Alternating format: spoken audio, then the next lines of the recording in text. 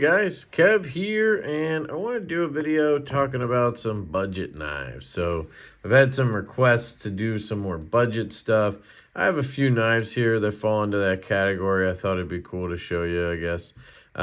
So let's get into it. First one is from Best Tech. It's their newest button lock release, their newest it's not in the Best Tech Man line, but it's kind of similar to some of the stuff I've seen in that line. It's from a designer called Keanu. I do have an unboxing on this. I'm not the biggest fan of this thumb rectangle thing. It's pretty cool looking. It has this sort of great finish on it. It has jimping on the side, but all the corners are smooth. And so when I go to flick it with a callous thumb, it kind of just slides off. If I get lucky, it'll fire it out. I have to kind of make sure I dig in under and flick. The reverse flick's fine. I have no issues with the reverse flick, so that's good. I don't know the pricing on all of these, so I'll go ahead and pull them up and see if I can find it. Best Tech. This is called the Glock. G-L-O-K. It is a throwback to, obviously, or an homage to the Pew Pew. White Mountain Knives has this listed at $68 out of stock right now. I believe these are dropping in the near future, at least as I'm filming this on the 22nd of October. I don't know when this will go up, but the purple one's $68. It's in 14C, 28N, and G10. So it does not go into their Best Tech Man category with D2, which I believe the Good Boy did, which is another design from Keanu. Yes, they have it at $68 on the Best Tech website for this version as well. I like this kind of FDE look, coyote look, whatever you guys call it. I just don't love that thumb square. It's just kind of unfortunate for me. I wish it had a reversible clip. Not sure why it doesn't. Haven't had any issues with the button lock. It's got a decent spring in there. Haven't had any spine whacking issues. I love the little collar on it. And, you know, 68 bucks. I think Best Tech is bringing you a good value on this, considering the finish and everything. A lot of the stuff we're going to see here in this video is going to be very plain. It's sort of rudimentary in aesthetic and finish because of the price point, where it seems like Best Tech put a little more effort into all that. Yeah, it's a little more expensive than some of the stuff I'm about to show you, but it also does have better blade steel, so that's an important factor. And I just love what they're doing with these different finishes. That little bit of frag, just the way, I don't know how to explain it exactly. It's just really good machining on these. Like, they took the time to make it look quality and not just slap something together for their low tier of knives. You know what I mean? Go look at the Good Boy from Best Tech, man. Even that in their lowest tier, to me, it looks like they put effort into. So this is the Glock GLOK, available soon. If you're into thumb squares and discs and whatnot, I think you'll like it. I could get used to it, no problem. I just don't love that. That's really my only downside with this. That, and I think this area where the choil is looks a little goofy when it's closed. But it, again, kind of relates to this thing right here. So that's the GLOK. Then I have a couple from Kaiser. These are from their Laconic series. All these knives are going to be under $100. That was kind of the idea, mostly around $50. This is the Porcupine from Kaiser, and I actually really like this knife. I think it's a good design. I think it's good in hand. I think the action's good. I love the Warney blade and everything. It's just something about their Laconic series so far that just doesn't grab me. It's kind of uninspiring somehow, and I'm not quite sure why. I haven't tried now, because you probably could if you had really like grubby fingers. Yeah. It's cool. I like the contrast between the Warney and the handle here. I like the reversible clip. I love the finish on the G10 that they do on this Laconic series. It's really, really cool. There's just something I hate to say it because, you know, I reserved it for Tucson, but it feels kind of soulless in a way. And I don't know how to put my finger on that. I've handled a bunch of their laconic stuff so far, and only one of them has really grabbed me, and that was the Amicus. It was a little button lock, and that was very basic too, but it just kind of, I don't know. But yeah, it is cool. The warning's really nice. It's a flat grind, machine satin. I'm assuming it's 9CR. I'll pull these up as well. Kaiser Porcupine. $47 on the Porcupine. G10 handle, 3.43 inch satin. You're looking at, give me the blade steel, come on. I'm guessing it's 9CR. 9CR 18 MOV. I'll give you the specs myself here. The blade length, the blade length is going to be 3.3-ish. And then you're going to have a 4 3/4 inch handle. So you have an overall of just about 8 inches on this guy. It is comfortable in the hand. You can hold it back here. You can choke up. It's very slicey. It's got that warning, so it's really good for utility cutting. The action is very good. The flipper tab's in a cool spot. It's got that jimping along the top and on the side here. So it really works really well. D10's dialed well. You know, it could be stronger, but I don't think it's bad by any means. It fires out of there with the way they set up that flipper tab. Yeah, everything feels pretty good on this. And if you're looking for $47 knives, yeah, I think it is a good option. You know, I'm just saying personally, nothing has caught my eye. And I think it's mostly just the finishes they do. Like, you know, you don't have carbons and cool back spacers and nice clips and finishes. You just have machine satin and JG10, you know? So it's probably just a personal thing, but it is cool. This is the Porcupine from Kaiser. Real quick, I'll go back and give you the speckaroons on this guy. It's got this sort of compound grind straight back, which is pretty cool. This one is 3.4-ish. 3.5, 3.4 on the blade. You're looking at 4.5 on the handle, and you're looking at 8 inches dead on for this guy. The next one is one I've showed before. This is from Loar Knives, and I've handled a few of these now. I actually have a few.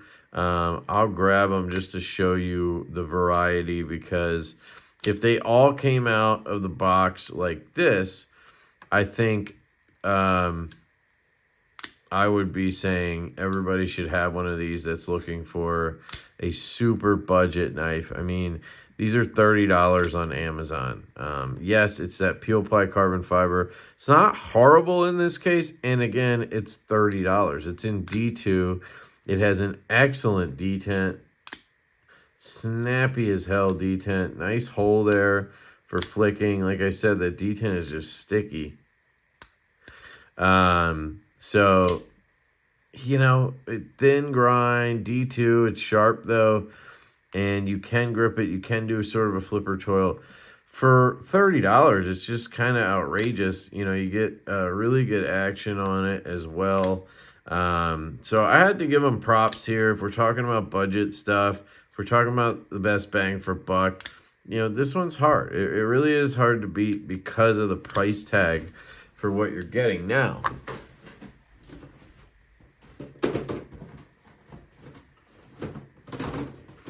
I have two of their knives right here because I think they had to send me 3 so that I could get a good one. Now, this one right here is the first one I ever got. I'm pretty sure this is the Seagull or the Petrol. I can't remember. You can tell the difference on their listing on Amazon. I'll link all this stuff down below. But one of them has a little bit of a different design. You'll see. So the first one I got was absolutely fantastic. So then I said, well, hey, why don't you send me the other design, right? So one of these is the petrol, one of these is the Seagull, and you can see they're extremely similar. But this one is not as good in the detent department. It's still pretty good, but it has such a strong lock bar. It is absolutely annoying to disengage because you have to put so much tension or pressure on that, and it's such a thin lock bar. It's just not fun. It feels a little more janky. It's got lock stick, you know, where this one just has a perfect balance of everything. Great detent, yet nice springy spring there, or lock bar there. It glides down. It's got that real nice action. I mean, look at this. This one's just a little bit more jank. Really stiff lock bar. Not quite as good on the action. Still good. Good detent. Just, I don't know. Just doesn't feel the same. And again, we're talking about $30 here. But I want to show you, because if you buy one, I don't know what experience you're going to get. Now, luckily, it's an Amazon brand, right? Or an Amazon knife. So you can return them and get new ones until you get it right, which is fine. But, you know, there's another one. So now we're back to the petrol or Seagull, the original one. And this one's kind of stiff. It is centered. This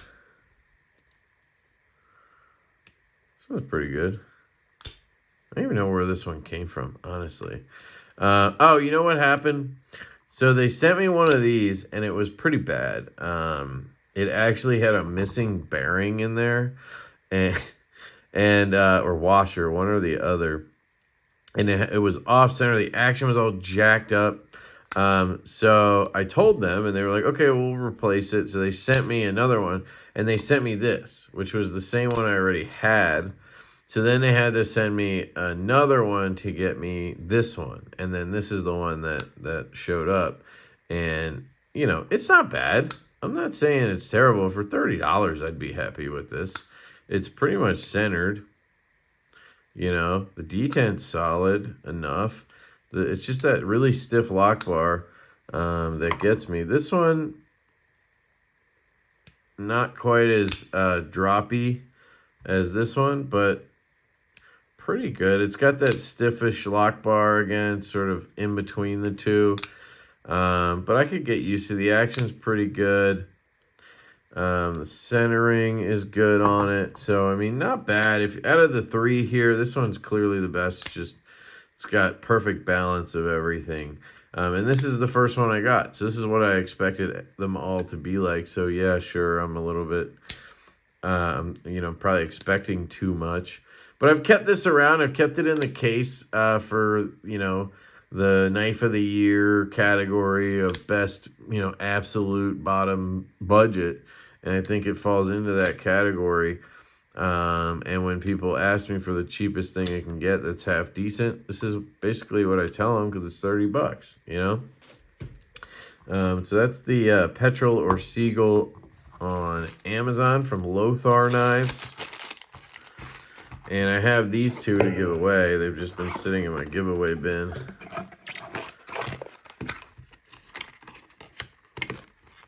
Ugh. Just get these tucked away. I think I have two more to show you. So the next one is another Kaiser from their Laconic series. And this is the Submarine. And this one's got, I mean, really good action. The detent is dialed really well. You can hear it really pop in there. Drops. It's got a hole there for deployment. Really swings. Yeah, it's not bad at all. It's just like, I don't know. I'm just not like, oh, the design, you know, and I love the finish on the G10, but it's just that machine satin again. It's that 9CR again. I don't know. Just something about it.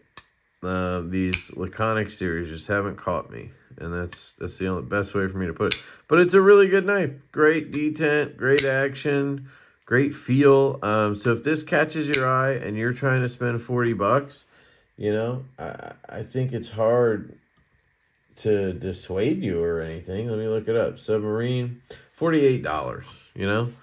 $48 on that guy. You're looking at 3.2, 4 1/4, and 7, and you know, between 7.5, 7 1/4, and 7.5, whatever that eighth is.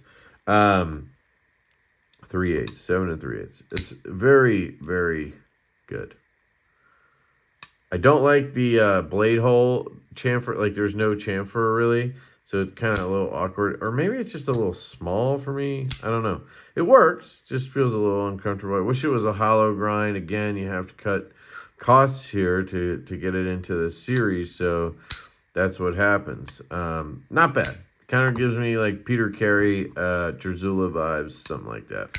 So that's the Submarine from Kaiser. And then the last one here is from my buddy Casey over at Tempest Knives. He did a release recently of the Microburst. This is the Microburst design.